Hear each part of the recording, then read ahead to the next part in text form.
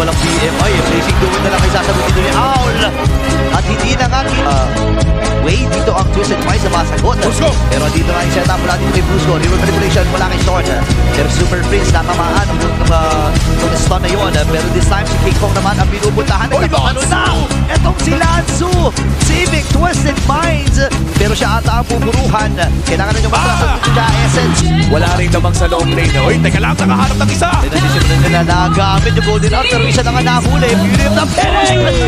Ito na yung engagement mula sa Onyx PH. Pero yung Dragon ay papasok na hindi tumama yung Mountain Shocker. Atras mula si King Kong. Pero siya binutahan dito ni Lanzu. Nakakuha na ng kill. Ito si Emily King. Wala si Sabero.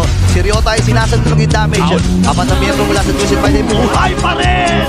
At si Owl ay nakakuha na ng kill. Hindi pa tapos si King Kong. Sila sa mag-iba. May depensa naman ang Onyx Philippines sa may design. Kung sino yung gagawin nila. Si King Kong ngayon ay napatras na.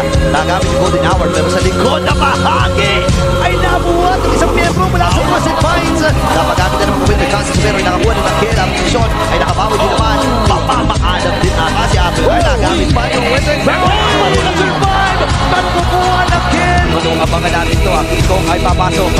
May Lord na rin sila na hindi mo naman yung mga hampas dito ng mga Mekons. Ito si King Kong, kailangan na ng matras. Si Lanzo ay napagamit na rin ng Winter Count. Tumama ba yung baka? Hindi tumama! Ako, kailangan na matras si Sabero dito pero makakakuha pa siya ng kill! 4v5 ang magiging action at hindi pa nila natutunan yung Lord. Medyo hirap na sila. Tapicturan yung dalawa with the Golden Hour. Pero tuloy-tuloy pa rin dito ang pagsugod ng Super Family as they will take game at number 1.